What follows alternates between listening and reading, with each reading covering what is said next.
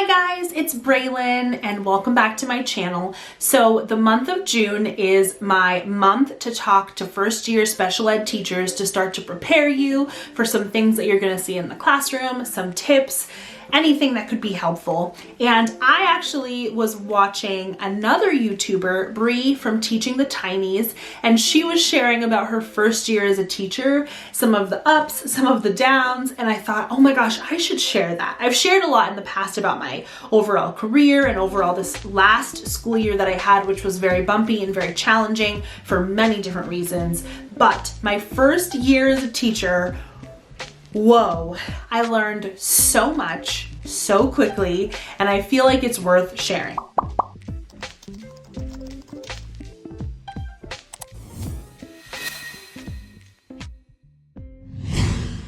So, I don't want to go into the details about the students. I'm not going to go into the details about the staff. I really don't want to give too many identifying markers. I don't believe in stuff like that, and I want to protect their privacy. But I will give you some background on the classroom, on me, and all that stuff.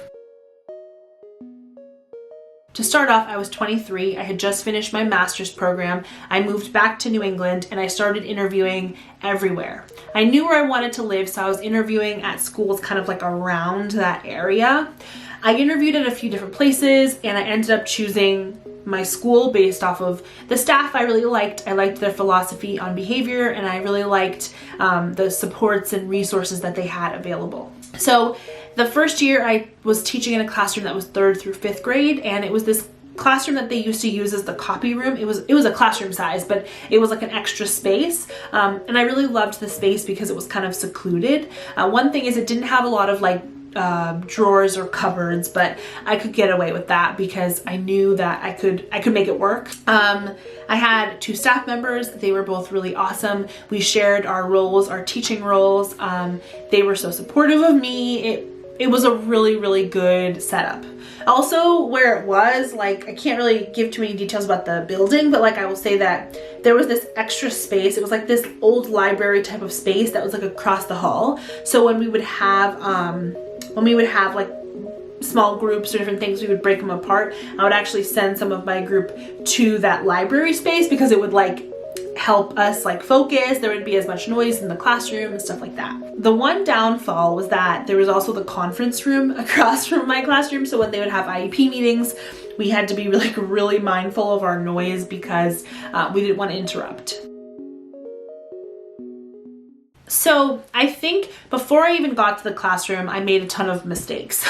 I bought way too much stuff. I went into the classroom and decorated it a specific way, thinking that that would work. I went through all the curriculum because my school had some pretty strict curriculum that they wanted us to follow with the pacing guides. And I started just teaching right from the book, not realizing that like, duh, Braylon, you would have to like differentiate for different kids. You would have to create your own curriculum for some kids. I learned that pretty quickly. Also, I've said this in previous videos, but I would recommend that you spend your time making different tasks and things to like supplement versus spending so much time and money on like useless TPT products. I didn't make any tasks. I didn't have any of those things set up, any little small activities. And that really came back to bite me in the butt by October when I realized I needed more of that stuff. One thing I did right was I did take the time to realize that the science and social studies really did need to be supplemented. And so I spent a lot of time researching and gathering stuff together to make my science more like beefed up and my social studies, more robust. And I did end up teaching those as a whole group and it went really well. So I get to the first, couple weeks of school. There were challenges, there were behaviors, but it went pretty smoothly. But very quickly I realized that all of the stuff I had put in place, like the organizational things or like my dream of a classroom, was not working for my kids. And so I kind of had to tear everything down. We reorganized. I took away all the cutesy stuff from the walls and realized I needed to get serious about behavior and about hitting IEP goals rather than like aesthetics. I also, at that time, I wasn't using any timers because I really wanted kids to like have freedom to do what they wanted to do. And that very quickly was like not the way to go. And so I very quickly got a timer. I started using a timer on the board. And I started making that like a big part of my day. I also had a schedule, but it wasn't a visual schedule. And even though it was 3rd through 5th grade and a good amount of them could read, I very quickly realized that I needed a visual schedule for the whole class, and that maybe 2 or 3 of my students needed visual schedules for themselves at their desk. And so I spent a good amount of time doing that, and that helped me. And I wish I had done that at the beginning of the year. The big visual pieces that I've used now in my classroom, I actually had the teacher of the visually impaired make them for me. I wanted them to be big. I wanted them to match the schedule that my students had at their desk. And now that's exclusively what I use, and I love it. Once I put the schedule in place, put the timers in place, I feel like things went a lot smoother. Another mistake I made was anytime there was a downtime, I would put on like a video. Like I used a lot of YouTube. We would watch a lot of like National Geographic, but very quickly I realized that a lot of the kids were really, really attached to watching things on the screen, and then we could never agree on things, and kids would get angry if it wasn't the specific thing that they wanted, and it like led to so many unnecessary behaviors. And I really wish I had never even introduced any of that stuff. I also got like not iPads, but like tablets and some Chromebooks, and during free time I would let the kids like use them and play educational games, but I really wish I had not introduced those right away, because again, it was something that kids really wanted. They would fight over it. Only the top kids would get it when they had a really good day. It was good for incentive's sake, but I wish I had used them more exclusively for academics versus for rewards, because it just led to some like unnecessary like habits and attachments to technology. Also at that point, I didn't have my style of like how I would work with staff. And I think for a first year teacher, you might not really have your style of how you're going to work with staff, but I wish I had like done a little bit more research and taken a little bit more time to like realize how I wanted to talk with them, how I wanted my classroom to go, and I think that would have helped me a lot. At the beginning, I would plan like a week in advance, but it would be like really loose. Like I wouldn't have clear expectations of like, oh, we're going to be doing this for reading and this for math and this for whatever.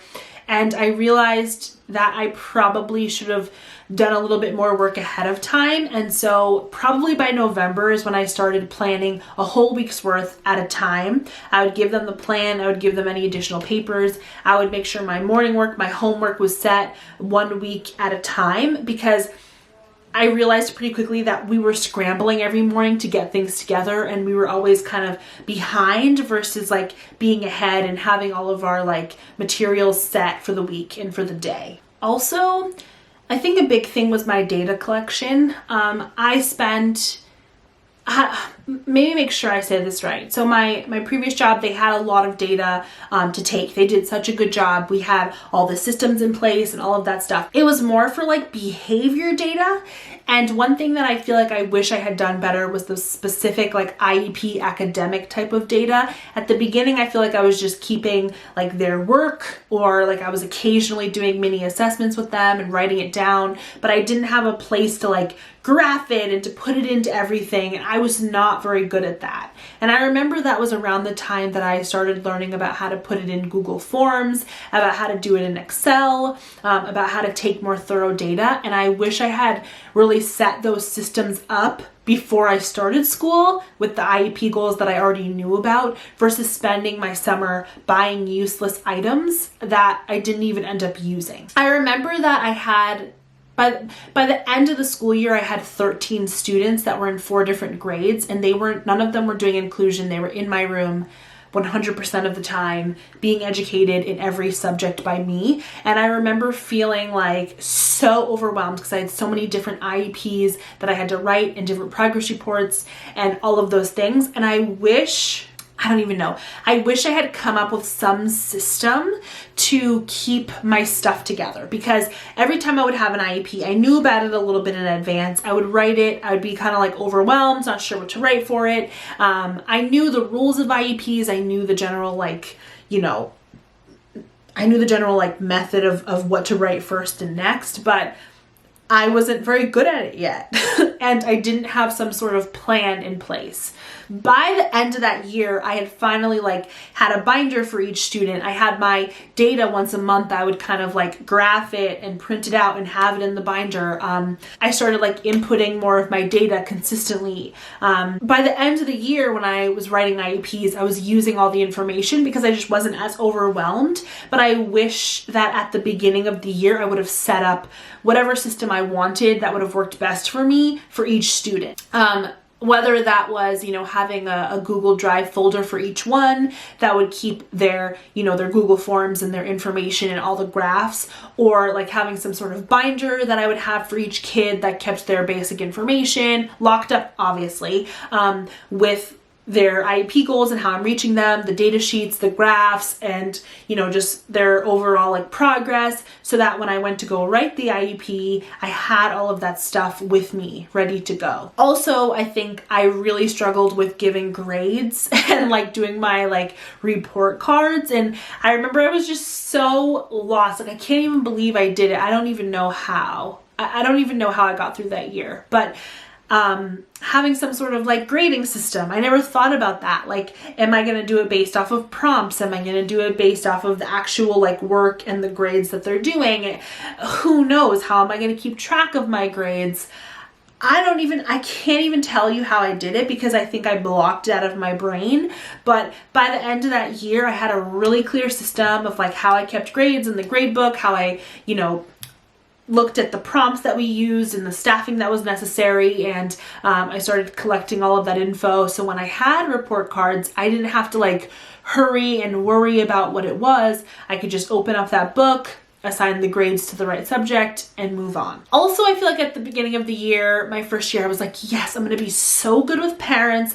They're gonna love me. Well, after like 2 months, I finally got cussed out over the phone. And after that, I was like, oh, okay, I think I need to work harder at this. And so I wish I had called them more frequently. I wish I had sent out more information, maybe a newsletter, maybe, positive notes. I wish I had done more activities for parents and for kids and just sent more things home, done more art projects. And those are the kind of things that I think after that first year, I realized were really important to building relationships with the families.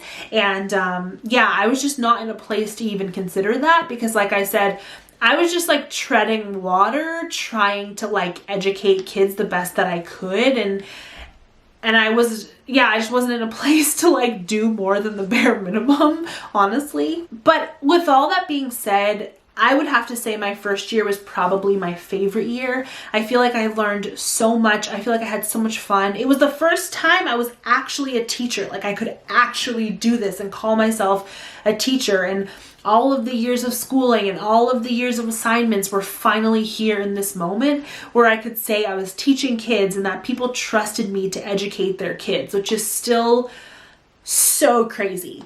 I definitely felt imposter syndrome. I definitely felt a little bit weird, these people are trusting me to be here. Do they not know I'm only 23? What do I know about this stuff? I definitely felt moments of feeling insecure. I didn't have any bad reviews from my administration per se, but I can remember, I won't get into too many details, but I can remember I definitely did things wrong, and I'm so grateful that people were gentle with me and correcting me and telling me what to do and what not to do. And I think overall I had a really good year and I proved myself through hours and hours and hours of work. One of my biggest regrets, I'll finish with this, was that I spent way too much time on my job. And I think it was because all that stuff, I didn't put the system in place to write IEPs well. I didn't set up my binders before that. I didn't set up my data before that. I didn't set up any of the training things for my paraprofessionals. I didn't set up my schedule. I didn't set up any of my visuals.